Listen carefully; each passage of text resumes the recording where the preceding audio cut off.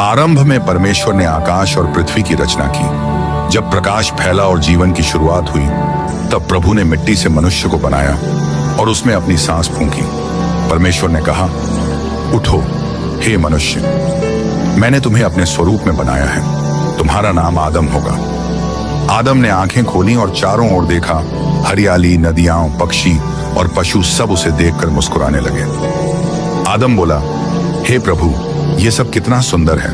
क्या ये सब मेरे लिए है?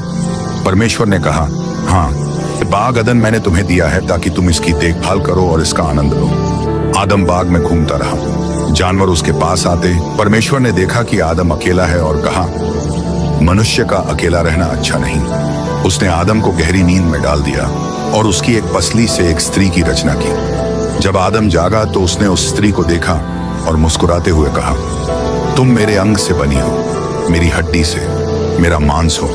तुम मेरे साथ रहोगी हमेशा के लिए। परमेश्वर ने कहा, यह तुम्हारी साथी है हव्वा, जो तुम्हारे साथ चलेगी और तुम्हारे जीवन को पूर्ण करेगी। हव्वा ने चारों ओर देखा और बोली, हे प्रभु, यह स्थान कितना सुंदर है। पेड़ों पर फल लटके हैं, पक्षी गा रहे हैं और आपकी उपस्थिति हर जगह है। परमेश्वर ने उन्हें आशीर्वाद दिया और कहा, तुम इस बाग के हर फल का आनंद ले सकते हो, पर उस एक वृक्ष के फल को मत खाना जो भले और बुरे के ज्ञान का वृक्ष है। जिस दिन तुम उसे खाओगे, उसी दिन मृत्यु तुम्हारे पास आएगी।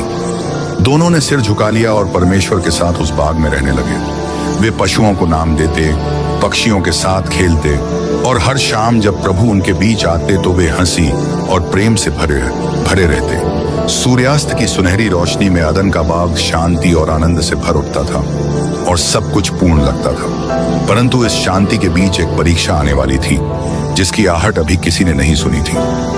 एक दिन हव्वा अदन के बाग में अकेली टहल रही थी। पेड़ों के बीच से ठंडी हवा बह रही थी। फूलों की खुशबू चारों ओर फैली थी।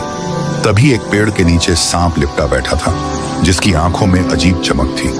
वह धीरे से बोला, हव्वा, क्या सच है कि परमेश्वर ने तुम्हें इस बाग के किसी भी फल को खाने से मना किया है? हव्वा ने शांत स्वर में कहा, नहीं, ऐसा नहीं है। हम इस बाग के हर पेड़ का फल खा सकते हैं, पर एक वृक्ष है भले और बुरे के ज्ञान का। परमेश्वर ने कहा है कि उसके फल को मत छूना, मत खाना, नहीं तो मृत्यु आ जाएगी। सांप हल्की हंसी हंसा और बोला, मृत्यु नहीं हव्वा, तुम नहीं मरोगी, बल्कि जब तुम वह फल खाओगी तुम्हारी आंखें खुल जाएंगी। तुम परमेश्वर जैसी हो जाओगी, भले और बुरे को जानने वाली। हव्वा ने उस फल की ओर देखा। वह सुंदर था, चमकदार, मानो खुद उसे बुला रहा हो। उसका मन डोल गया।